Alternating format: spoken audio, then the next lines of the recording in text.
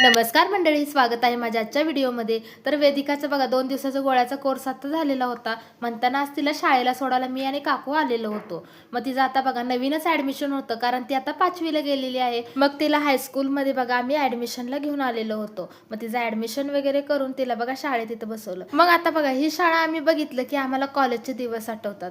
खरंच खूप भारी होतं ना. मग त्याच्यानंतर म्हटलं आज गुरुवार आहे, तर आज आपण स्वामींच्या मंदिरात जायचं. म्हणताना मी आणि काकू आम्ही दोघीजण बघा स्वामींच्या मंदिरात आलेलो होतो. तर आमच्या घरापासून म्हटलं तर 1.5 किलोमीटर अंतरावर हे स्वामींचं मंदिर आहे.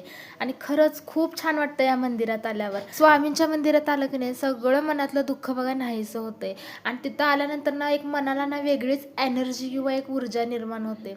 तेव्हा ना तिथं गेल्यानंतर ना एवढं मन शांत होतंय की नाही, ते आपण कुठं जरी गेलो ना तरी आपलं एवढं मन शांत होणार नाही, तिथं एवढं छान वाटतंय. मग मंदिरात आम्ही बघा पाया पडून आतमध्ये गेलो. आतमध्ये बघा स्वामींची मूर्ती बघितलं की नाही मन आपलं भारावून जाते. सगळी दुःख कष्ट सगळं बाजूला सरतात बघा. मी आणि काकू मग स्वामींच्या पाया पडलो आणि तिथंच बघा मंदिरात बसून थोडा वेळ नामजप केला.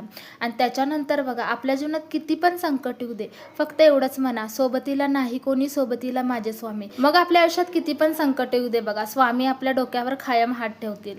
आणि मग बघा माझी थोडीशी तब्येत बिघडलेली आहे म्हणून आवाज याच्यामध्ये जरा वेगळा येईल. चला तर मग श्री स्वामी समर्थ.